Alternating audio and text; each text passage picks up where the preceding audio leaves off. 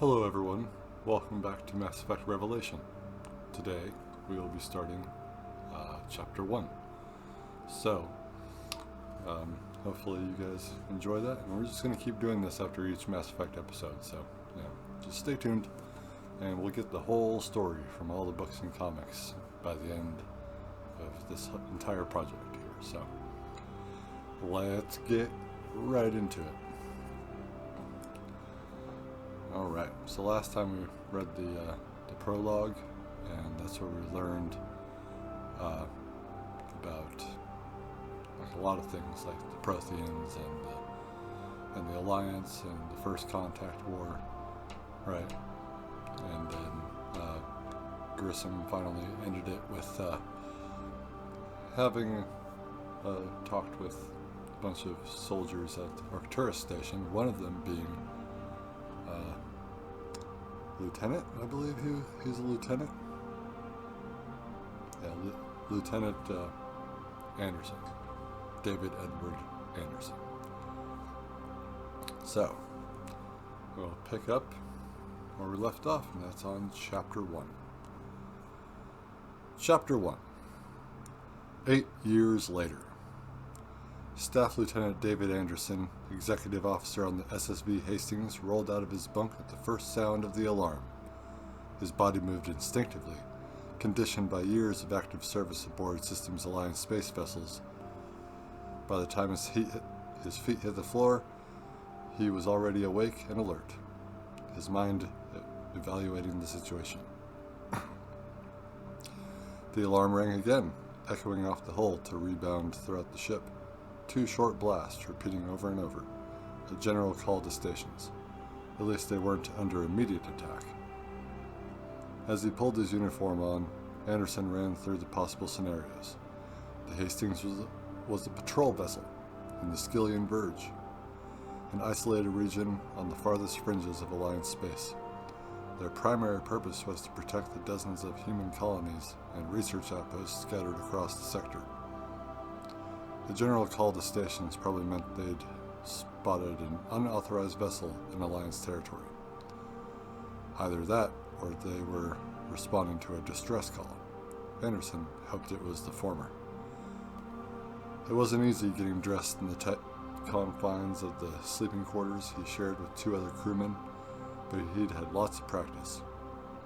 In less than a minute, he had his uniform on, his boots secured, and was moving quickly through the narrow corridors toward the bridge, where Captain Belliard would be waiting for him.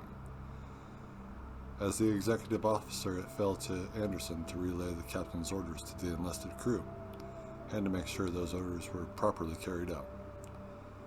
Space was the most precarious resource on any military vessel, and Anderson was constantly reminded of this as he encountered other crewmen heading in the opposite direction as they rushed to their assigned posts. Invariably, they would press themselves against the corridor walls in an effort to let Anderson by, snapping off awkward salutes to their superior as he squeezed past them. But despite the cramped conditions, the entire process was carried out with an efficiency and crisp precision that was the hallmark of every crew in the Alliance fleet. Anderson was almost at his destination. He was passing navigation, where he noticed a pair of junior officers making rapid calculations and applying them to 3-dimensional star chart projections above their consoles. They each gave their XO a curt but respectful nod as he passed, too engrossed in their duties to be encumbered by the formality of a true salute. Anderson responded with a grim tilt of his head. He could see they were plotting a route through the nearest mass relay. That meant the Hastings was responding to a distress call, and the brutal truth was that more often than not, their response came too late. In the years following the First Contact War, humanity had spread out too far and too fast. They didn't have enough ships to properly patrol a region the size of the Verge. Settlers who lived out here knew the threat of attacks and raids was all too real, and too often the Hastings touched down on a world only to find a small but thriving colony reduced to corpses, burned out buildings, and a handful of shell-shocked survivors. Anderson still hadn't found a good way to cope with being a first-hand witness to that kind of death and destruction he'd seen during the war, but this was different. That had been primarily ship-to-ship warfare, killing enemy combatants from tens of thousands of kilometers away. It wasn't the same as picking through the charred rubble and blackened bodies of civilians. The First Contact War, despite its name, had been a short and relatively bloodless campaign. It began an Alliance patrol inadvertently trespassed on the territory of the Turian Empire. For humanity, it had been their first encounter with another intelligent species. For the Turians, it was an invasion by an aggressive and previously unknown race. Misunderstanding and overreaction on both sides had led to several intense battles between patrols and scout fleets. But the conflict never erupted into full-scale planetary war. The escalating hostilities and sudden deployment of Turian fleets had drawn the attention of the greater galactic community, luckily for humanity. It turned out the Turians were only one species among a dozen, each independent but voluntarily united beneath the rule of a governing body known as the Citadel Council. Eager to prevent interstellar war with the newly emerged humans, the Council had intervened, revealing itself to the Alliance and brokering a peaceful resolution between them and the Turians. Less than 2 months after it had begun, the First Contact War was officially over. 623 human lives had been lost. Most of the casualties were sustained in the first encounter and during the Turian attack on Shang-Chi. Turian losses were slightly higher. The Alliance fleet sent to liberate the captured outposts had been ruthless, brutal, and very thorough. But on a galactic scale, the losses to both sides were minor. Humanity had been pulled back from the brink of a potentially devastating war, and instead became the newest member of a vastly interstellar pan-species society. Anderson climbed the 3 steps separating the forward deck of the bridge from the main level of the ship. Captain Bioware was hunched over a small viewing screen, studying a stream of incoming transmissions. He stood up straight as Anderson approached and returned his executive officer's salute with one of his own. "We've got trouble, Lieutenant. We picked up a distress call when we linked up to the comm relays," the captain explained by way of greeting. "I was afraid of that, sir. It came from Sedone." "Sedone?" Anderson recognized the name. "We don't have a research base there." "Don't we have a research base there?" Bioware nodded. "A small one.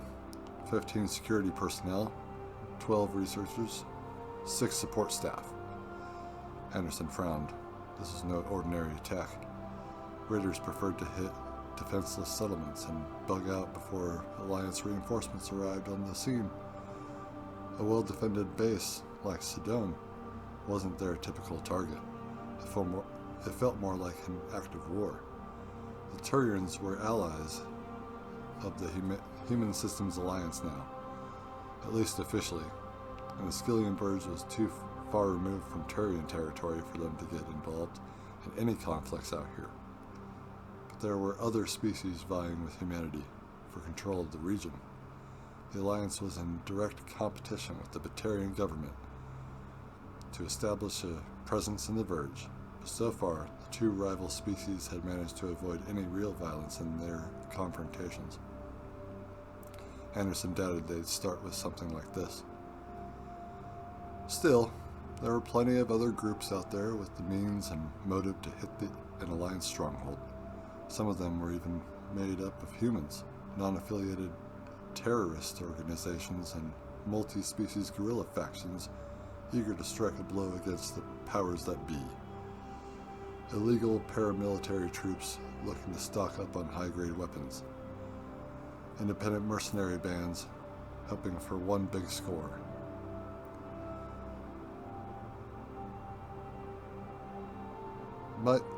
Might be helpful to know what Sedone was working on, Captain, Anderson suggested.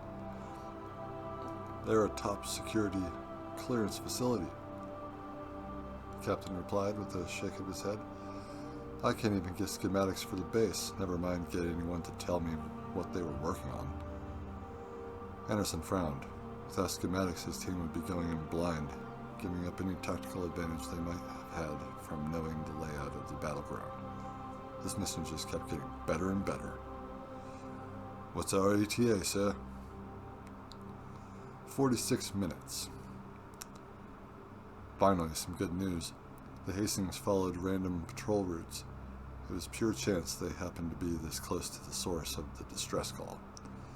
With luck, they could still get there in time. I'll have the ground team ready, Captain. You always do, Lieutenant. Anderson turned to go, acknowledging his commanding officer's compliment with a simple aye aye, sir.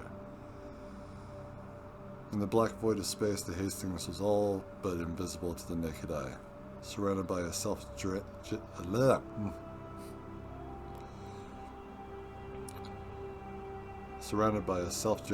Mass Effect field and traveling nearly 50 times faster than the speed of light. It was little more than a flickering blur, a slight wavering in the fabric of space-time continuum. The vessel altered its flight path as the helmsman made a quick course correction, a minor adjustment to the trajectory that sent the ship hurtling toward the nearest mass relay. Nearly 5 billion kilometers away, at a speed of nearly 15 million kilometers per second, it didn't take long before their destination was in range. 10,000 kilometers out from their target, the helmsman took the Element Zero drive core offline, disengaging the Mass Effect fields. Blue shifted energy waves radiated off the ship as it dropped out of FTL, igniting the darkness of space like a flare. The illumination of the blazing ship reflected off the mass relay, glowing steadily larger on the horizon. Although completely alien in design, the construction closer resembled an enormous gyroscope. At its center was a sphere made up of 2 concentric rings spinning around a single axis. Each ring was nearly 5 kilometers across. That is huge. And 2 15-kilometer arms protruded out from one end of the constantly rotating middle. The entire structure sparkled and flashed with white bursts of crackling energy. At a sign from the Alliance vessel, the mass relay began to move. It turned ponderously on its axis, orientating itself with a linked relay hundreds of light years away. The Hastings picked up speed as it headed straight for the center of the enormous alien structure on a pre-calculated approach vector. The rings at the relay's heart began to spin faster, accelerating until they were nothing but a whirling blur. The sporadic bursts of energy emanating from its core became a solid pulsing glow, growing in strength and intensity until it was almost impossible to look at. The Hastings was less than 500 kilometers away when the relay fired. A discharge of dark energy swept out from the spinning rings like a wave, engulfing the ship. It shimmered momentarily, then disappeared as if snuffed out of existence. Instantaneously, it winked back into reality 1,000 light years from its previous location, emerging from an apparent nothingness with a bright blue flash in the vicinity of a completely different mass relay. The drive core of the Hastings roared to life, and it jumped to FTL, vanishing into the darkness with a red-shifted burst of heat and radiation. Rapidly left behind, the receiving relay began to power down, the rings at its center already decelerating.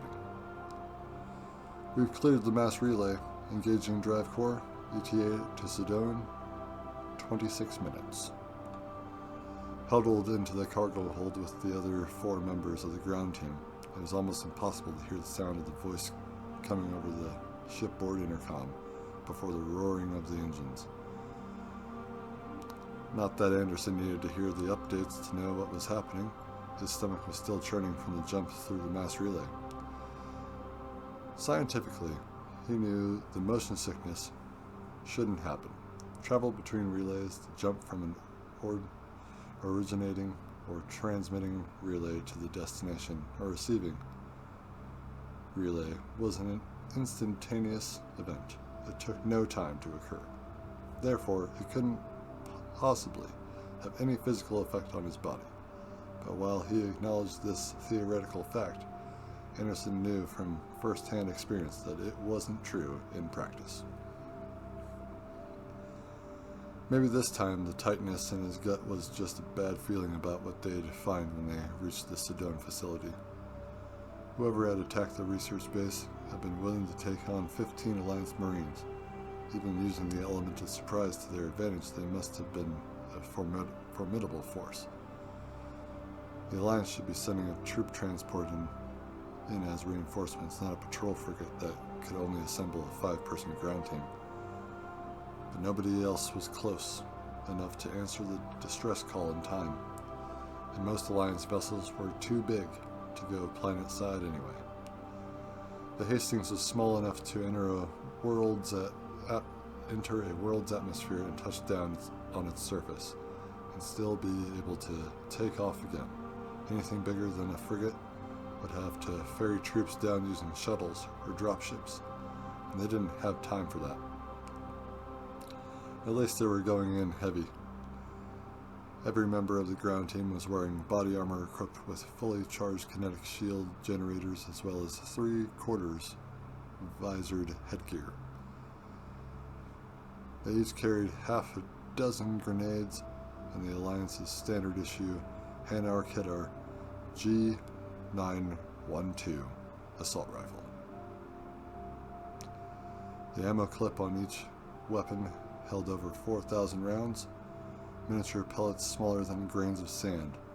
When fired at sufficient velocity, the nearly microscopic projectiles were capable of inflicting massive damage.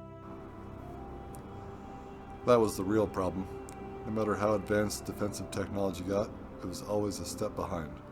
The Alliance spared no expense when it came to protecting its soldiers. Their body armor was top of the line, and their kinetic shields were the latest military prototype. But it still wasn't enough to withstand a direct hit from close range with heavy weapons. If they were going to survive this mission, it wasn't going to be because of their equipment. It always came down to 2 things: training and leadership. Their lives were in Anderson's hands now. He could sense their unease. Alliance Marines were well trained to deal with the mental and physical stress of the human body's natural fight-or-flight instincts. But this was more than the normal adrenaline rush of impending combat. He'd been careful not to expose his own doubts. He projected an image of absolute confidence and composure, but the members of his team were smart enough to figure things out on their own. They could put the pieces together, just as he had. Like the lieutenant, they knew ordinary raiders wouldn't attack a heavily defended Alliance base. Anderson didn't believe in giving motivational speeches. They were all professionals here, but even for Alliance soldiers, those last nervous minutes before a mission were harder to endure in total silence. Besides, there was no sense hiding from the truth. "Everyone stay sharp," he said, knowing the rest of the team could hear him clearly over the rumbling of the engines through the radios inside their helmets. "I get the feeling this wasn't just some slavers pulling a quick grab and run." "Veterans, sir?" The question came from Gunnery Chief Jill Daw. A year older than Anderson, she'd already been an Alliance Marine on active duty back when he was still taking N7 training at Arcturus. They'd served in the same unit during the First Contact War. She stood over 6'3", making her taller than most of the men she served with. She was stronger than a lot of them too, judging by her wide shoulders, the well-defined muscles of her arms, and her generally large but not ill-proportioned frame. Some of the other soldiers in the unit had called her Amy, short for Amazon, but never to her face. And when the fighting started, they were all glad to have her on their side. Anderson liked Da, but she had a habit of rubbing people the wrong way. She didn't believe in diplomacy. If she had an opinion, she let everybody know it, which probably explained why she was still a non-commissioned officer. Still, the lieutenant recognized that if she asked a question, it meant most of the others were probably wondering the exact same thing. Let's not jump to any conclusions, Chief. Any idea what they were working on over at Sedone? This time it was Corporal Ahmed O'Reilly, technicians expert, asking the question. Classified. That's all I know, so be ready for anything. The other two members of the team, Private Second Class Indigo Lee and PFC Dan Shea, we'll call him Danny. Danny Shea didn't bother to commit, and the team lapsed once more into an uneasy silence. Nobody felt good about this mission, but Anderson knew they'd follow his lead. He'd brought them through the fire enough times to earn their trust. Approaching Sedone, the intercom cracked. No response on any frequencies. That was grim news. If any Alliance personnel were still alive inside the base, they should have answered the Hastings call.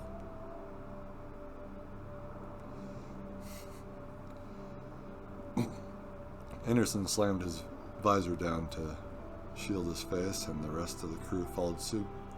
A minute later, they felt the turbulence as the ship entered the tiny planet's atmosphere. At a nod from Anderson, his team made a final weapons comm and shields check. We have a visual of the base, the intercom cracked. No ships on the ground. We're not picking up any non-Alliance vessels in the vicinity. Damn cowards already cut and ran. Anderson heard Daw mutter over the radio in his helmet. With the Hastings' quick response time, Anderson had been hoping they'd arrive to catch the enemy in the act, but he wasn't really surprised there were no other ships in the area. A raid against the target, as well defended as Sedone, would have required at least 3 vessels working together. The 2 larger ships would land on the surface and unload assault teams, while a small scout vessel would stay in orbit, monitoring the nearby mass relay for any signs of activity. The scout must have seen it spring to life as the Hastings approached and connecting relay on the far side of the region and radioed the ships on the ground. The advance warning would have given them just enough time to lift off, clear the planet's atmosphere, and engage their FTL drives before the Hastings arrived. The ships involved in the attack on the base were long gone, but in their hurried escape they might have been forced to leave some of their troops behind. A few seconds later, there was a heavy thump as the ship touched down at the landing port of the Sedone research facility. The interminable wait was over. The pressure door at the Hastings cargo hold hissed open, and the gangway ramp descended. "Ground team!" came Captain Beliar's voice over the intercom. "You are cleared for go." Alright guys, that was chapter 1 of Mass Effect Revelation. So we're starting to get the story going. So I guess we're dropping off at the Sedone research facility. They send out a distress call, so we'll see what we find there in Chapter 2. So stay tuned for the next episode of Mass Effect Revelation. Thank you very much.